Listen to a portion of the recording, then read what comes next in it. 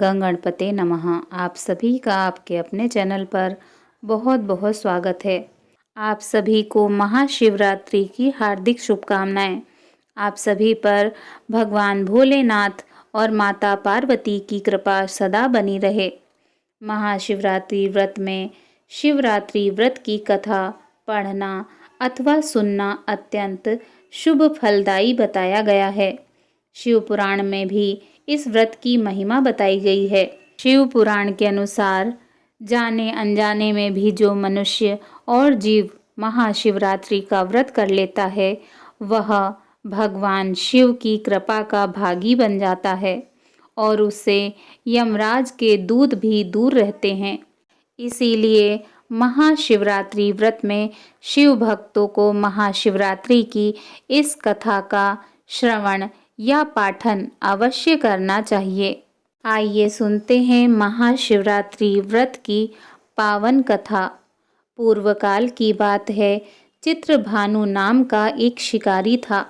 वह शिकार करके अपने परिवार का पालन पोषण करता था।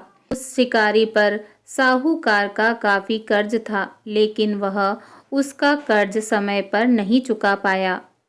फिर साहूकार ने शिकारी को शिव मठ में बंदी बना लिया। जिस दिन उसे बंदी बनाया गया उस दिन महाशिवरात्रि थी। चतुर्दशी के दिन बंदी रहते हुए शिकारी मठ में शिव संबंधी धार्मिक बातें सुनता रहा। वहीं पर उसने शिवरात्रि व्रत की कथा भी सुनी।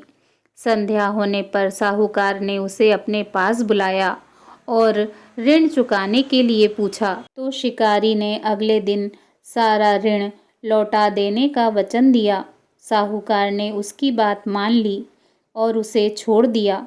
शिकारी जंगल में शिकार के लिए निकल गया, लेकिन दिन भर बंदी गृह में रहने के कारण भूख प्यास से वह व्याकुल था।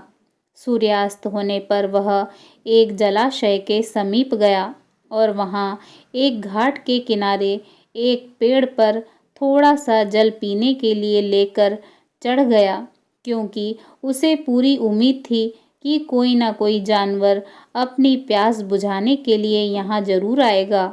वह पेड़ बेलपत्र का था और उसी पेड़ के नीचे शिवलिंग भी था, जो सूखे बेलपत्रों से ढके होने के कारण दिखाई नहीं दे रहा था।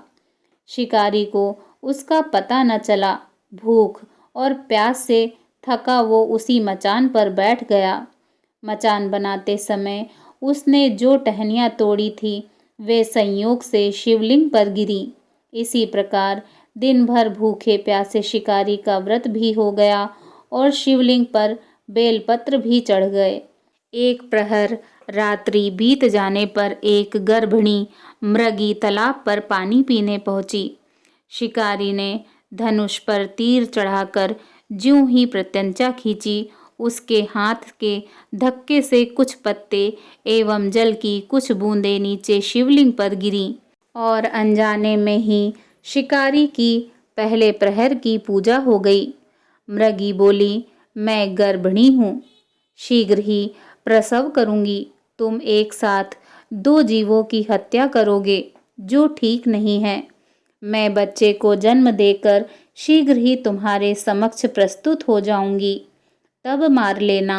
शिकारी ने प्रत्यंचा ढीली कर दी और मृगी जंगली झाड़ियों में लुप्त हो गई। कुछ देर बाद एक और मृगी उधर से निकली। शिकारी की प्रसन्नता का ठिकाना न रहा। समीप आने पर उसने धनुष पर बाण चढ़ाया। कुछ बेलपत्र नीचे शिवलिंग पर जा गिरे और अनायास ही शिकारी की दूसरे पहर की पूजा भी हो गई। तब उसे देख मृगी ने विनम्रता पूर्वक निवेदन किया कि मैं थोड़ी देर पहले ऋतु से निवृत्त हुई हूँ, कामातुर विहरणी हूँ, अपने प्रिय की खोज में भटक रही हूँ। मैं अपनी पति से मिलकर शीघ्र ही तुम्हारे पास आऊंगी। शिकारी ने उसे भी जाने दिया। 2 बार शिकार को छोड़कर वह चिंता में पड़ गया। रात्रि का आखिरी प्रहर बीत रहा था। तभी एक अन्य मृगी अपने बच्चों के साथ उधर से निकली। शिकारी धनुष पर तीर चढ़ाकर छोड़ने ही वाला था कि मृगी बोली, मैं इन बच्चों को इनके पिता के हवाले करके लौट आऊंगी। इस समय मुझे मत मारो। शिकारी हंसा और बोला, सामने आए शिकार को छोड़ दूं, मैं ऐसा मूर्ख नहीं। इससे पहले मैं 2 बार अपना शिकार खो चुका हूँ। मेरे बच्चे भूख प्यास से तड़प रहे होंगे। उत्तर में मृगी ने फिर कहा, जैसे तुम्हें अपने बच्चों की ममता सता रही है, ठीक वैसे ही मुझे भी इनकी फिक्र है। इसीलिए सिर्फ बच्चों के नाम पर मैं थोड़ी देर के लिए जीवन दान मांग रही हूँ। मेरा विश्वास करो, मैं इन्हें इनके पिता के पास छोड़कर तुरंत लौटने की प्रतिज्ञा करती हूँ। मृगी का दीन स्वर सुनकर शिकारी को उस पर दया आ गई। उसने मृगी को भी जाने दिया। शिकार के अभाव में बेल वृक्ष पर बैठा शिकारी बेलपत्र तोड़ तोड़ कर नीचे फेंकता जा रहा था। उसकी तीसरे प्रहर की पूजा भी स्वतः ही संपन्न हो गई। पौ फटने को हुई तो एक हष्ट पुष्ट मृग उसी रास्ते पर आया। शिकारी ने सोच लिया कि इसका शिकार वह अवश्य करेगा।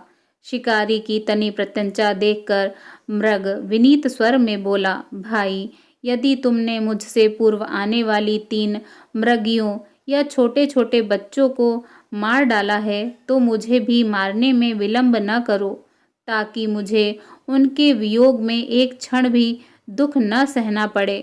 मैं उन मृगियों का पति हूँ। यदि तुमने उन्हें जीवन दान दिया है तो मुझे भी कुछ क्षण का जीवन देने की कृपा करो। मैं उनसे मिलकर तुम्हारे समक्ष उपस्थित हो जाऊंगा। मृग की बात सुनकर शिकारी ने सारी कथा मृग को सुना दी। तब मृग ने कहा, मेरी तीनों पत्नियां जिस प्रकार प्रतिज्ञाबद्ध होकर गई हैं, वे मेरी मृत्यु से अपने धर्म का पालन नहीं कर पाएंगी। अतः जैसे तुमने उन्हें विश्वास पात्र मानकर छोड़ा है, वैसे ही मुझे भी जाने दो। मैं उन सब के साथ तुम्हारे सामने शीघ्र ही उपस्थित होता हूँ। उपवास, रात्रि जागरण तथा शिवलिंग पर बेलपत्र चढ़ाने से शिकारी का हिंसक हृदय निर्मल हो गया था। उसमें भगवद शक्ति का वास हो गया था।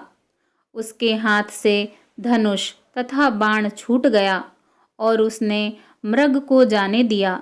थोड़ी ही देर बाद वह मृग सपरिवार शिकारी के समक्ष उपस्थित हो गया ताकि वह उनका शिकार कर सके। किंतु जंगली पशुओं की ऐसी सत्यता, सात्विकता एवं सामूहिक प्रेम भाव देखकर शिकारी को बड़ी ग्लानि हुई। उसके नेत्रों से अश्रुधारा बहने लगी। उस मृग परिवार को न मारकर शिकारी ने अपने कठोर हृदय को जीव हिंसा से हटा सदा के लिए कोमल एवं दयालु बना लिया। देवलोक से समस्त देव समाज भी इस घटना को देख रहे थे।